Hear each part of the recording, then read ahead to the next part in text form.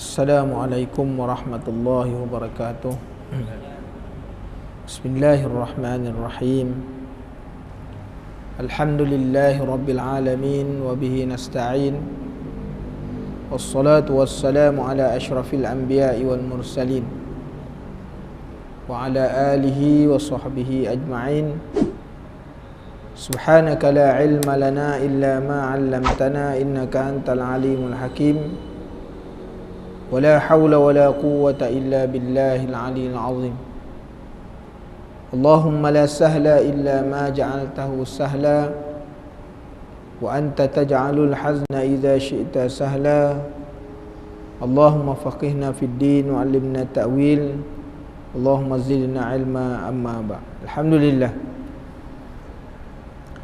bersyukur kepada Allah Subhanahu wa taala kerana kita diizinkan oleh Allah Subhanahu wa taala bertemu dalam tempat yang mulia namanya masjid. Ianya merupakan satu-satunya tempat yang terbaik di atas muka bumi. Dan banyak fadilat dan kelebihan yang disebutkan oleh baginda Rasulullah sallallahu alaihi wasallam.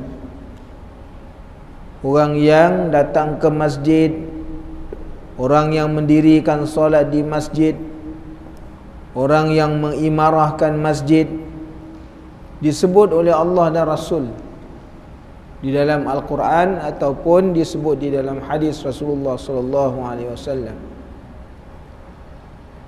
Kalau kita melihat di dalam surah At-Taubah, Allah Ta'ala mengingatkan innama ya'muru masajidallahi man amana billahi wal yawmil akhir wa aqamas salah.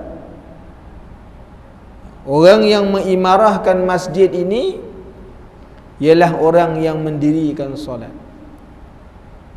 Ini tanda orang yang mengeluarkan zakat. Jadi ciri-ciri orang yang nak mengimarah ni disebut oleh Allah Ta'ala dalam surah At-Taubah. Siapa dia orang yang layak untuk mengimarahkan rumah Allah Ta'ala? Yang pertamanya ialah orang yang mendirikan solat. Ini nak menunjukkan bahawa orang yang mendirikan solat di masjid ini adalah lebih afdal daripada semayang di rumah. Kecuali kalau kita dalam keadaan pada bulan-bulan yang telah lalu, kerana kita ni diuji dengan wabak penyakit. Kerana apa? Kenapa kita tak boleh semayang ke masjid? Kerana ada masyaqqah. Jadi dalam kaedah usul fiqh, al-masyaqqatu tajlibut taysir. Bila datangnya masyaqqah, ada masyaqqah, kesulitan, maka dengan sebab itu dimudahkan, diberikan keringanan, diberikan kelonggaran, mana semayang kat rumah.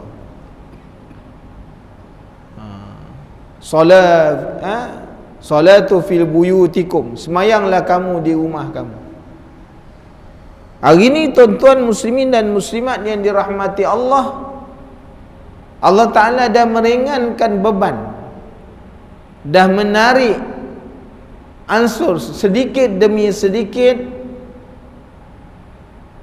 Dia punya musibahnya dah diangkat sedikit demi sedikit, dan digerakkan untuk berlalu sedikit demi sedikit. Allah Ta'ala dah beri kepada kita keringanan. Dengan sebab itu masjid dah boleh dibuka balik, kan? Masjid dah boleh dibuka balik untuk orang masuk mendirikan solat secara berjamaah. Walaupun mendirikan solat berjamaah ni kita terpaksa mengikut SOP atau peraturan yang ditentukan. Daripada dulu kita tak boleh semayang. Muazzin tu azan, dia kata semayanglah di rumah kamu. Sallu fi buyutikum. Kerana itu pernah berlaku pada zaman Rasulullah sallallahu alaihi wasallam. Kerana sejuk yang bersangatan sehingga para sahabat tak boleh keluar, muazzin azan semayang kat rumah. Hari ni wabak dah ringan, kita boleh masuk masjid, malang orang pula tak nak masuk. Nak orang pula yang tak nak masuk masjid pula. Dan Jumaat yang akan datang ni keringanan dah diberi dah. Kan? Keringanan dah diberi. Ambil suhu dah tak berapa disyaratkan, tak berapa diberatkan. Kan? Masuk sembahyang Jumaat untuk minggu yang akan datang ni diberikan keringanan. Kan? Ikut keluasan masjid. Jadi maknanya tuan-tuan, ini nak menunjukkan apa? Allah Ta'ala dah beri kepada kita peluang, dah beri kepada kita banyak dah nikmat yang Allah Ta'ala beri sekarang ni. Jadi dengan sebab itu, jadilah kita orang yang bersyukur apabila menerima nikmat Allah Subhanahu Wa Ta'ala.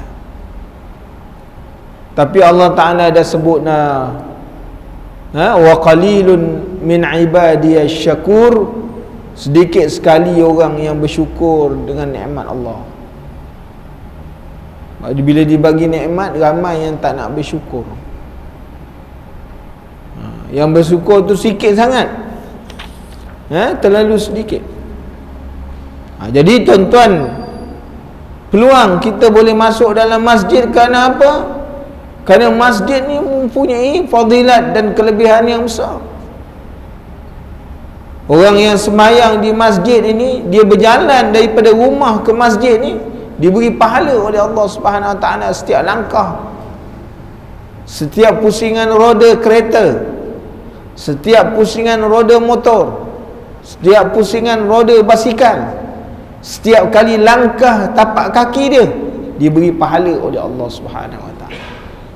Tak dikurangkan walau sedikit sekalipun. Jadi ini peluang. Mendirikan solat jamaah itu adalah merupakan satu fardu kifayah kepada orang lelaki. Jadi mendirikan solat berjamaah, bila dia menjadi satu fardu kifayah, mana tempat dia? Ialah masjid. Sebab tu Rasulullah sallallahu alaihi wasallam menyebutkan dalam satu hadisnya, mana dia kata apa? Salatul jamaah tafdulu min salatil fazzi 20 darajat ataupun 27 darajat. Ada sebagian mengata 25 darajat. Berbeza-beza. Tapi semua ada di punya riwayat dia. Nak tunjuk apa?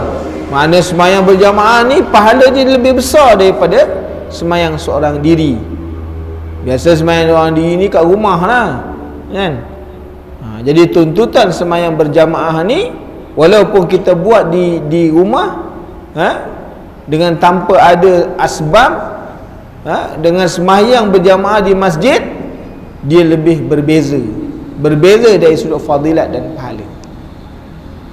Tuan-tuan, muslimin dan muslimat yang dirahmati Allah. Jadi dengan sebab itu kita mengambil kesempatan untuk datang ke masjid, menghidupkan semula masjid, kan? Sebab hari ni tuan-tuan, dah jadi satu masalah pula di dalam masyarakat orang Islam. Apabila dah 2-3 bulan dia dah tak sembahyang berjamaah, dia dah tak datang masjid, dia dah jadi satu keseronokan pula. Dia jadi satu keseronokan. Ada yang tak ambil irau sembahyang Jumaat dah. Ada tak ambil irau. Sebab bancian yang dibuat oleh Jabatan Agama Islam Bahagian Pengurusan Masjid, setelah sebulan lebih masjid beroperasi untuk solat Jumaat, maka direkodkan hanya 250,000 orang aja yang datang sembahyang Jumaat. Bayang tu tuan-tuan. Sedangkan penduduk Islam di Melaka ni ramai. Baru maknanya 14% daripada jemaah yang wajib masjid tu, baru 14% yang datang. Makna ramai lagi tak datang. Kalau kuliah-kuliah ni memang lagilah kan. Solat-solat berjamaah fardu ni memang lagi belum nampak. Kita masuk macam ramai sebab dia jarang. Cuba tadi rapat-rapat, nak rasa-rasanya ada dua sah je. Jadi ini tuan-tuan muslimin dan muslimat yang dirahmati Allah,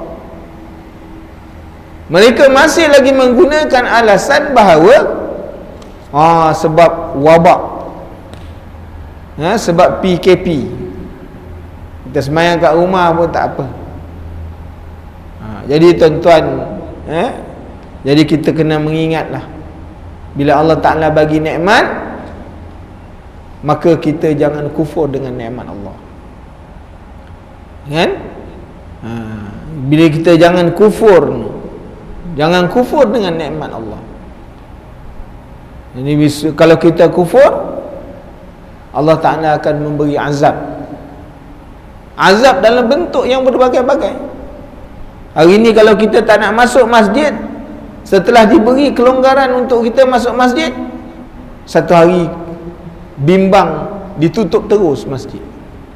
Besok Allah Ta'ala kalau turunkan satu bala sampai orang tak boleh datang langsung, masjid akan terbiar. Dan akan berlaku saat benda berlaku. Kalau kita membaca tentang hadis akhir zaman, besok berlaku di akhir zaman, masjid akan ditinggalkan orang lalu je, hatta Masjid Nabawi, hatta Masjidil Haram. Besok orang akan lalu bukan masuk dalam, lalu di tepi pagar je. Ini dia tuan-tuan, akan terjadi saat yang demikian. Jadi sebelum jadi saat yang demikian, peluang untuk kita masuk dalam rumah Allah, maka masuklah beramai-ramai, duduk dalam dia, i'tikaf, sembahyang, berzikir, baca Quran dan sebagainya. Jadi tuan-tuan muslimin dan muslimat yang dirahmati Allah, sebab tu kalau boleh maknanya bukalah maknanya pintu pagar masjid tu kan, walaupun tak dibuka semua, dibukalah satu, supaya apa? Nak menunjukkan bahawa kita meraihkan, pada waktu ini kita dah meraihkan orang-orang datang masuk ke dalam masjid dah, kan?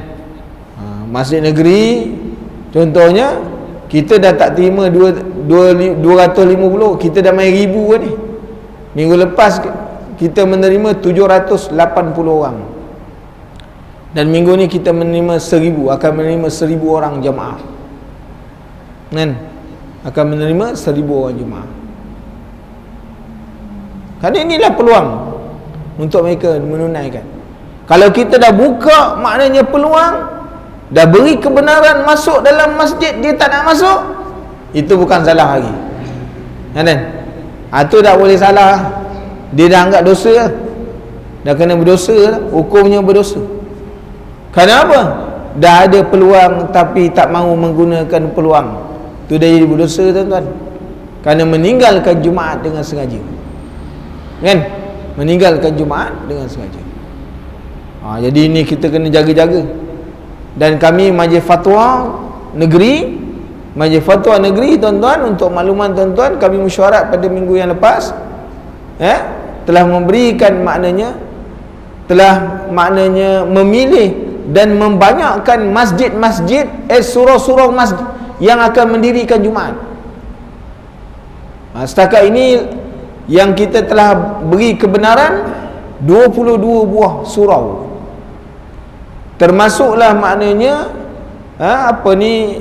pusat-pusat pengajian, contohnya IKM, sains, sekolah sains, Mara yang di tiang 2 tu, semua kita bagi, kan? Termasuk yang kita nak luluskan ialah CTRM, nak bagi juga. Supaya apa? Supaya orang sembahyang Jumaat. Jadi surau-surau ni besok banyak dimohon kita nak lulus kan? Supaya apa? Jangan ada alasan orang mengatakan PKP tak boleh sembahyang. Mungkin hari ini dia memberi alasan bahawa nak masuk masjid orang yang terpilih je, yang nama dia naik je. Tapi bila besok kita memberi taman-taman ini, taman diberikan maknanya kebolehan untuk mendirikan Jumaat, dia tak nak datang, oh, itu tak boleh nak diterima lagi. Tidak ada alasan. Tuan-tuan, tidak ada alasan. Jadi tuan-tuan muslimin dan muslimat yang dirahmati Allah, jadi dengan sebab itu tugas kita lah mengingatkan, kan? Mengingatkan diri kita sendiri. Dan dia juga dalam mesyuarat yang baru-baru ni, dari sudut susunan saf pun tidak diketatkan lagi, kan? Tidak diketatkan.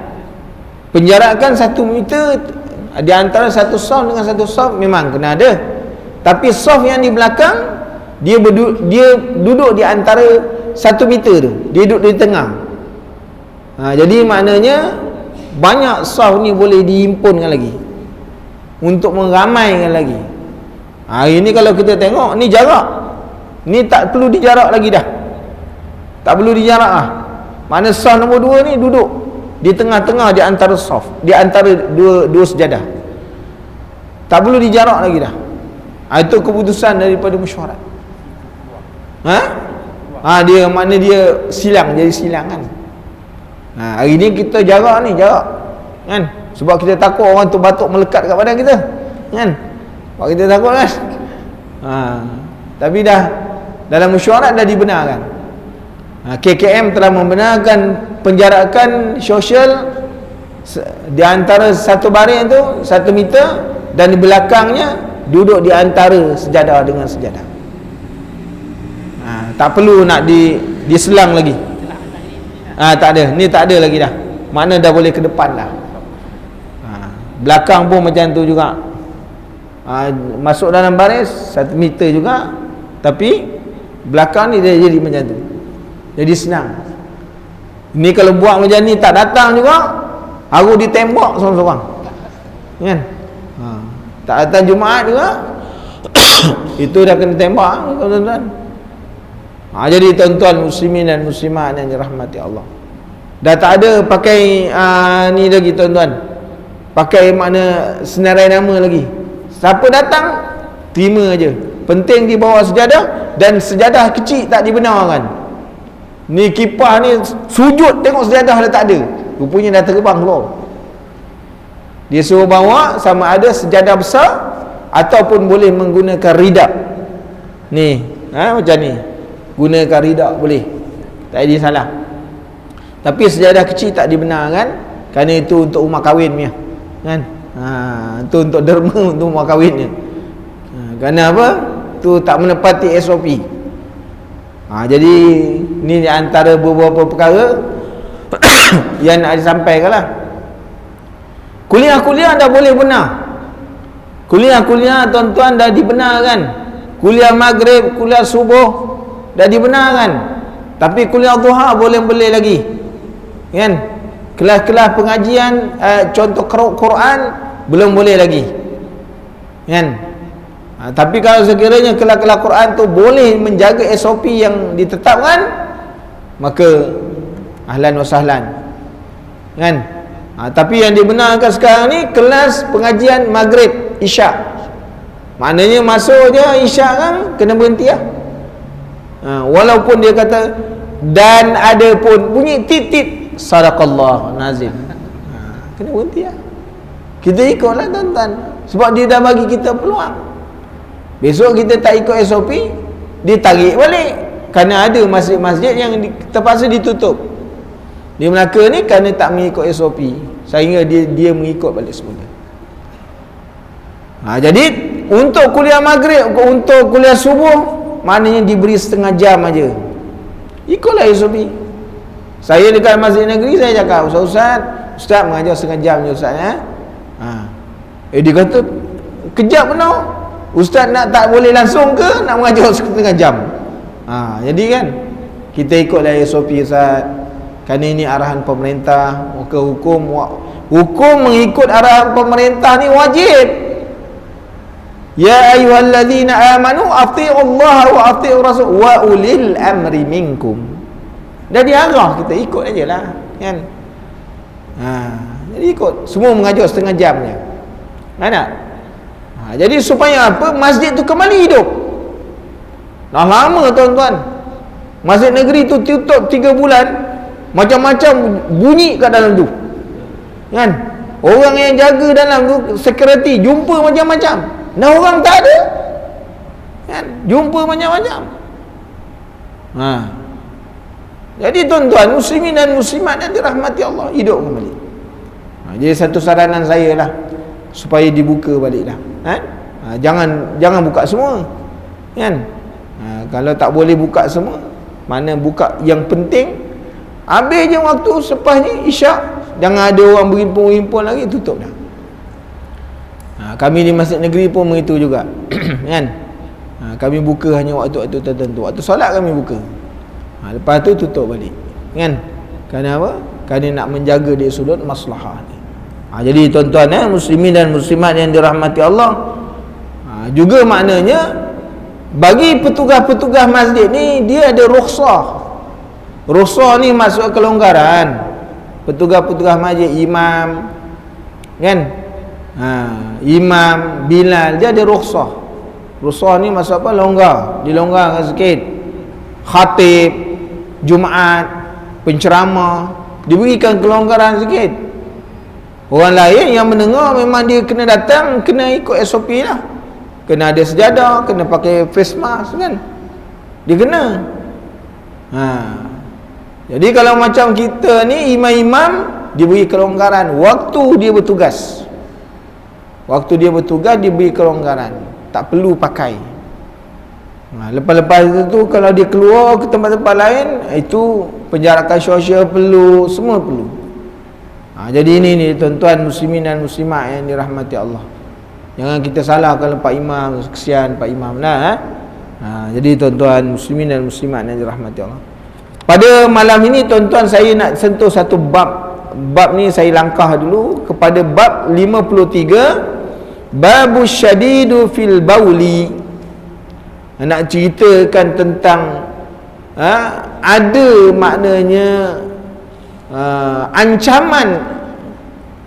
ancaman oleh Rasulullah sallallahu alaihi wasallam bagi orang yang tak mengambil berat tentang masalah selepas buang air kecil. Mana? Ini ancaman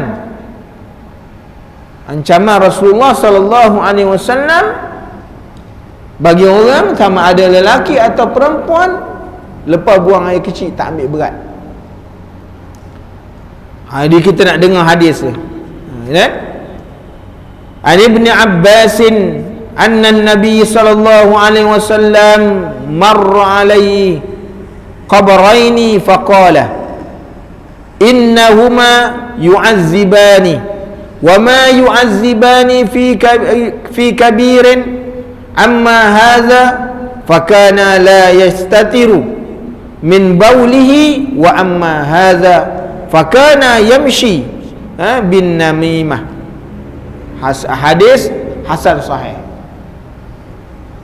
diriwayatkan daripada Ibnu Abbas radhiyallahu an melalui ia atas satu, bahawa Nabi SAW satu hari dia berjalan di atas 2 kubur. Makna Rasulullah melalui satu tanah perkuburan. Maka sabdanya bahawasanya keduanya kena azab, dan tiada diazabkan keduanya pada yang besar. Jadi hadis ini tuan-tuan nak menunjukkan kepada kita apa? Kalau hari ini orang menafikan ada azab kubur, ni hadis nak tunjukkan azab kubur ada. Kalau hari ini orang menafikan, orang kafir kata mana mati-mati gitulah. Orang yang tak percaya dengan hari kemudian, yang menafikan adanya azab, dia kata tengok dalam kubur tak ada benda. Mana ada azab kubur? Ada. Orang yang menafikan, maka Rasulullah sebut di dalam hadis bahawa orang yang dalam kubur, walaupun dia ni yang Bila dia masuk dalam kubur, dia mati, dikembalikan dia hidup untuk menerima azab Allah Ta'ala. Dia kalau kita azab mayat, tak ada benda tuan-tuan, kerana dia mati. Dikembalikan roh untuk, bila ada roh baru dia merasakan sakit dengan penderitaan. Kan? Orang masuk dalam kubur dia azab. Dengan azab apa? Dengan keduanya azab yang besar.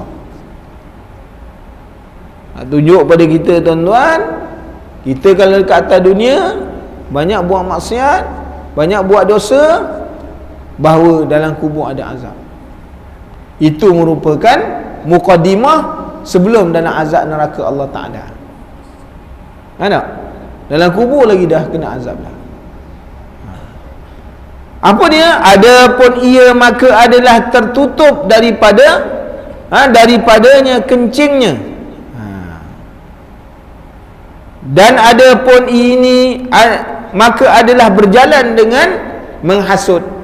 Namimah ni dia mengadu domba. Kan? Jadi tuan-tuan muslimin, sebab orang ni diazab oleh Allah dalam kubur kerana apa? Dengan sebab dua kesalahan. Pertama ialah orang yang apabila dia buang air kecil, dia tak berjaga-jaga dalam buang air kecil. Dia tak ambil berat, kan? Tak mengambil berat tentang masalah buang air kecil. Kena pada pakaian, kena pada anggota, kan? Kadang-kadang ni buang air kecil. Tuan-tuan mungkin kita kata, mana tak ada ke orang kencing ni tak basuh? Mungkin kat sini kita tak jumpa tuan-tuan, kecuali orang kencing kat tepi-tepi jalan ni, kat belakang lori, belakang kereta, tu ada lah. Tapi kalau kita pergi di tanah Arab, orang Arab ni gitu, kan? Dia kalau buang air kecil, dia tak basuh. Dia tak basuh. Dia buang air kecil tepi-tepi jalan. Mana ada dindingnya kat situ dah, dia shootnya, kan? Kalau kita jalan dekat tu, bau dia. Sebab dia pakai jubah, senang, duduk je jalan. Dia tinggalkan apa yang dia duduk tadi. Sebab tu tuan-tuan, kalau kita masuk tandas pun macam tu juga, kan? Ada kesedaran dia tu. Sebab tu hadis ni dia tepat kepada orang Arab, perangai orang Arab dalam buang air kecil. Kerana dia suka buang air kecil tu bersepah-sepah, kan? Dia tak menjaga. Dan bila dia buang air kecil, dia tak basuh, dia tak bersuci, tak bertaharah. Ni nak ingat kepada kita. Walaupun hadis ni begitu, tetapi dia punya lafaz ni umum. Siapa-siapa saja yang buang air kecil tak ambil berat tentang masalah kebersihan waktu buang air kecil, membersihkan pakaian dia kalau terkena, tubuh badan dia, sebagainya, maka ini ancaman yang disebut oleh baginda Rasulullah sallallahu alaihi wasallam, besok dia diazab oleh Allah Taala. Dan yang keduanya, orang yang diazab kerana mereka ni suka ke atas dunia mengadu domba, melaga-lagakan orang. Asut orang sana, asut orang sini, belaga. Dia masuk kat sini, dia jumpa Pak Imam, dia dah kejar-kejar dengan Pak Imam. Orang ni pula masuk sini, Pak Imam dengan Pak Bilal dah belaga, kan? Bila Pak Imam jadi imamnya, Pak Bilal kata, aku mufarakah dengan imam ni, kan? Kalau imam ni jadi imam, aku minta ganti dengan bertugas pada hari lain. Aku dengan imam ni, aku kalau sujud memang aku sondol punggung dia, sebab aku tak berkenan Pak Imam ni. Jadi gitu. Dia jadi begitu tuan-tuan, muslimin dan muslimat yang dirahmati Allah. Ini bahaya ingatan baginda Rasulullah sallallahu alaihi wasallam. Ketahuilah kiranya wahai saudaraku, adalah kencing itu najis. Kencing orang dewasa najis, melainkan kencing kanak-kanak lelaki yang umur 2 tahun ke bawah,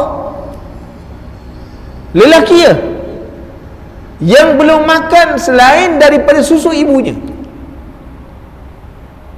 Kalau sekiranya anak itu perempuan, walaupun umurnya 2 tahun ke bawah, menyusu pada ibunya, dia belum makan, maka hukum tetap najisnya mutawassitah. Tuan-tuan kena faham. Kenapa? Wah, ini tak boleh ni, ini nampak double standard Islam ni. Tak. Islam buat tu dia ada sebab. Ada sebab. Saya duk fikir-fikir macam kenapa jadi gitu. Baca-baca kita jumpa jawapan. Kerana apa tuan-tuan? Kerana kanak-kanak perempuan bila dia kencing, dia merebak. Jadi dengan sebab itu kencing dia susah nak dikawal. Adapun anak-anak lelaki ni kalau dia kencing di satu tempat je. Sebab itu mudah untuk dikawal. Dan disebut lagi dalam kitab fiqh, kenapa diberi rukhsah kepada anak perempuan, anak lelaki? Kerana kelaziman manusia ni kalau didokong anak lelaki dia suka. Jadi banyak orang megang, banyak orang pegang. Jadi satu rukhsah. Jadi tuan-tuan, ingat, kencing kanak-kanak lelaki yang umur bawah 2 tahun yang belum makan melainkan susu ibunya, itu namanya najis mukhaffafah. Apa jadi maksud najis mukhaffafah? Najis ringan. Ringan dari sudut mana? Ringan dari sudut untuk menyucikan. Suci dia, nak menyucikan dia senang.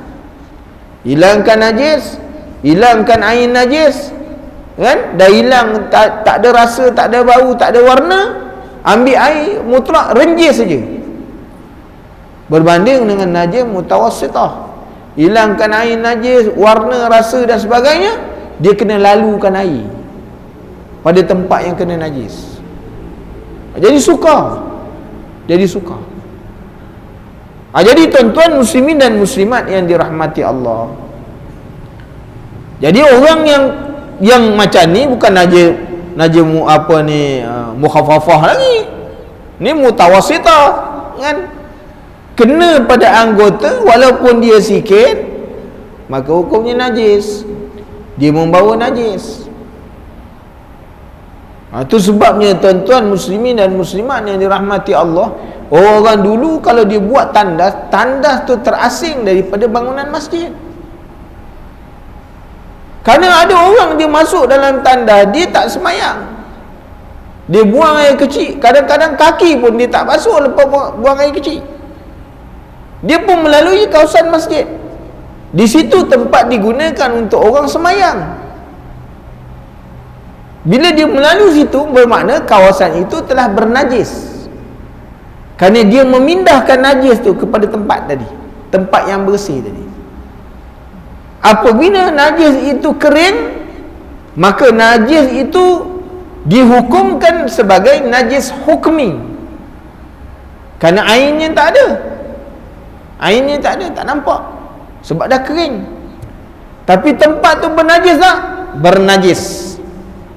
Daripada najis hukmi, najis aini, dia berubah kepada najis hukmi.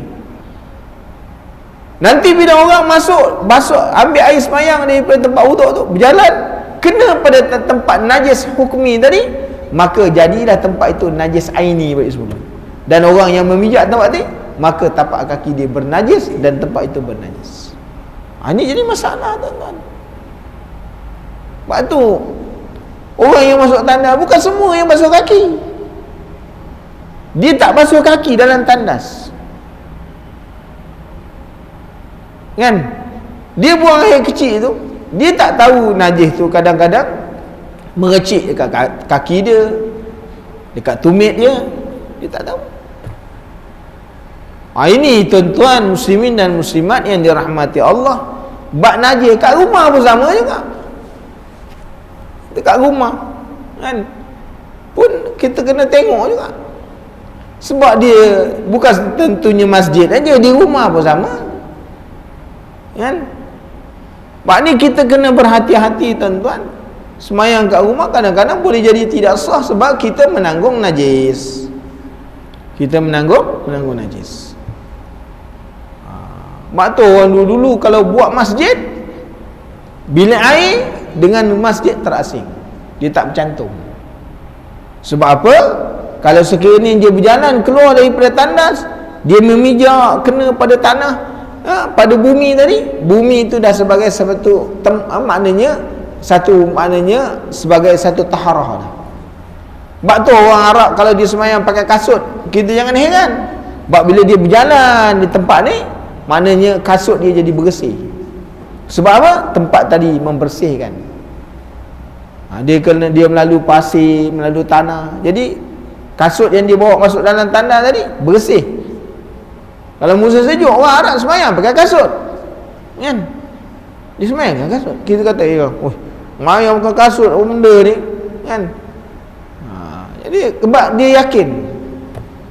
Jadi tuan-tuan muslimin dan muslimat yang dirahmati Allah, ni cerita bab buang air kecil ni tuan-tuan, jangan ambil ringan tuan-tuan. Jangan ambil ringan. Dengan sebab air kecil ni, buang air kecil ni boleh sebab orang dia azab dalam neraka, dalam apa? Dalam kubur Allah Subhanahu. Dalam azab dalam kubur kena azab. Jadi kita kat rumah, kita ada anak-anak kecil, kan? Ada maknanya kena jaga-jagalah. Ibu-ibu duduk di rumah, suami isteri kena faham dalam bab masalah najis, kena faham tentang masalah air. Ni bukan tuan-tuan belajar kat masjid aja. Jadi suami, jadi isteri mesti faham ni bab-bab ni. Sebab tak mungkin mereka ni kalau jadi ahli keluarga, kemungkinan ada anak, kan? Bila dah ada anak ni, nak mengawal dia, nak menjaga dia. Jadi dengan sebab itu, supaya kita punya ibadat tidak salah, sah. Ibu-ibu membasuh pakaian kat dalam rumah menggunakan washing machine. Pakaian anak-anak ada yang umurnya dah 5 tahun, 6 tahun. Bila basuh bercampur dengan pakaian kita, sedangkan dia tidak terkawal dari sudut najis yang kena pada pakaian, maka menajiskan pakaian-pakaian yang ada dalam tu, kan? Dia menajiskan.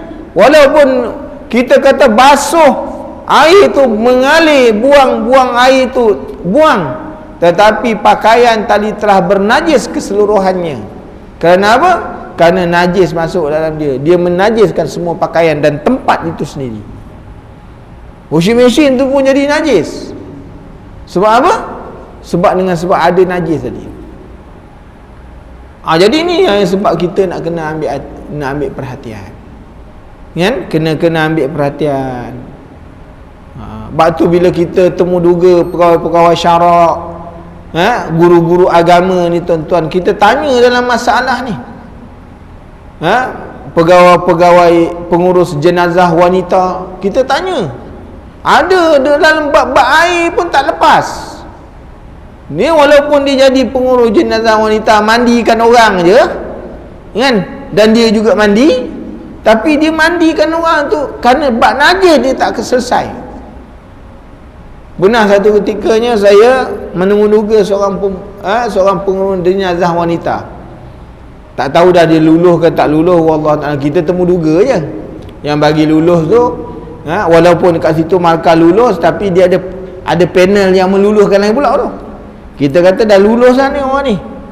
Bagi kita panel dah lulus, ada pula yang tukang meluluskan lagi. Itu cerita lain lah tuan-tuan. Itu cerita nanti dekat luar pagar. Kita cerita, kan? Kat dalam ni tak boleh cerita, kan? Benda-benda macam tu sensitif, kan? Apa lagi terakam pula, lagi sensitif, kan? Diviralkan maut aku. Jadi tuan-tuan muslimin dan muslimat yang dirahmati Allah, kita tanya ni macam mana nak basuh kiranya anak kencing. Dia kata, ustaz, kita lap je, hilangkan dia punya air kencing, ambil sabun yang wangi sikit, mop, dah lah. Saya kata, Macam ni bahaya. Kan? Kita tanya, najis ni ada berapa jenis? Nak? Hukum najis ni ada berapa? Dia kelip kan. Memang dia kelip tu pakat dia beri syarat, memang tak ada lah jawapan tu. Mana tak faham. Kan? Mana najis hukmi dia tak faham, najis aini dia tak faham. Dan cara untuk menghilangkan najis pun tak faham. Kan? Kalau dalam masjid contohnya tak, kucing duduk buang air kat dalam masjid, buat orang tak datang masjid, kucing pun buang air, dia berak kat dalam. Macam mana nak selesaikan? Ada orang kata, ustaz kita kena potong tu. Habis kalau banyak kucing berak, wah, padang goh banyak, banyak lah lubang ni. Kan? Kalau sekiranya dia terlekat, itu darurat. Buangkan air najisnya. Hilang rasa, hilang bau. Tapi cara penyucian tetap kena najis mutawassithah. Mesti ada proses pengaliran air. Mesti dialirkan air. Hilang bau, hilang warna, hilang rasa, alirkan air, mesti kena aruskan. Sifat dia mesti mengalir. Mesti mengalirkan air. Kan? Itu caranya tuan-tuan. Tak payahlah potong. Kan? Esok minta derma lagi. Orang PKP ni duit dah tak ada. Tuan-tuan. Tu kebijaksanaan kita dalam fiqh tadi menyelesaikan masalah. Kan? Sekarang vacuum tak jadi masalah. Ada vacuum basah, ada vacuum kering, boleh guna. Lepas tu cara tu. Lepas tu kita kena tuan-tuan. Lepas tu kena mahir. Ni mahir ni ustaz-ustaz aja, kita tak perlu. Tak. Kita duduk di rumah, kita ada anak. Kan? Ni anak-anak kita ni yang belum tahu tentang bab bersuci lagi ni. Tu kita kena jaga betul-betul. Kan? Kerana bermulanya kebersihan tadi ialah bermula daripada tandas. Mula daripada tandas. Jadi tuan-tuan, kita mula daripada tandas, nampak dia bunyi, kita kena berhenti, ya? Kan? Nanti kita sambung lagi tuan-tuan, tak boleh terus, kan? Jadi ini nak ingatkan kita tuan-tuan muslimin dan muslimat yang dirahmati Allah. Kerana tadi bila sebut tentang masalah najis, masalah menyucikan najis ni, setiap orang kena tahu tuan-tuan. Setiap orang kena tahu. Kerana ni masalah hukum dia apa? Fardu ain, bukan fardu kifayah. Bab air kena tahu dia fardu ain. Sebab kita nak bersuci, sebab kita nak mandi, sebab kita nak mengangkat hadas, sama ada kecil atau besar, kita kena tahu. Air yang macam mana jadi mutlak, air yang macam mana jadi mustamal, air yang macam mana jadi mutanajis, kita kena tahu tu sifat macam mana, kan? Kalau kita tak tahu macam mana? Kita tak tahu macam mana kita nak selesai ibadat kita. Macam mana dikatakan najis ringan, macam mana najis berat, macam mana najis pertengahan. Kena tahu. Tahu tentang najis, bagaimana cara nak menyuci, mesti tahu. Sebab kita nak pakai setiap hari. Kita beli sayur-sayur je kedai-kedai nak, yang ditanam, kan? Yang digunakan dengan baja-baja najis tak? Digunakan najis untuk membaja sayur-sayuran. Macam mana kita basuh?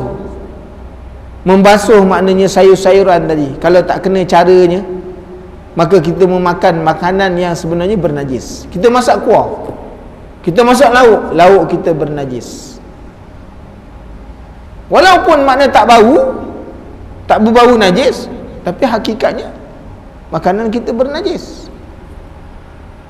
Sebab ni tuan-tuan kena ambil berat tuan-tuan, kena ambil berat. Masalahnya remeh-remeh je, tapi yang remeh pun tak selesai. Kita tak selesai. Sebab tu kita kena jaga-jaga. Sebab tu setiap tadi perkara-perkara yang kita sebut ni ada jalan penyelesaian. Nah, ada jalan penyelesaian dia. Tadi anak-anak kencing, pakaian dia kena najis, macam mana? Cucur dulu, hilangkan najis, bau, warna, rasa dekat luar dulu. Dah dialirkan air, baru masuk ke dalam. Dengan sebab itu bila semua pakaian itu bersih kita basuh, maknanya dia tak perlu kita cucur lagi. Air yang masuk kemudian buang, air yang masuk dia cuci, dia buang, cuci. Maka pakaian itu semua suci. Sebab apa? Najis-najis ni telah kita basuh di luar. Bila masuk dalam tu, semua pakaian adalah pakaian yang suci. Jadi air yang masuk suci juga, pakaian yang guna suci juga. Kita semayang tuan-tuan, air yang bercampur dengan pakaian yang najis tadi. Sekarang kita semayang, kita bawa pakaian tu tadi. Pakaian itu bernajis dari sudut hukum hukmi. Dia memang najis. Sebab apa? Tidak suci dari segi hukum. Walaupun kita cium bau apa? Bau denim kan? Bau soflan. Wangi baju saya. Pak Imam wangi baju. Tapi oleh kerana cara penyucian tak betul, baju tu tetap bernajis.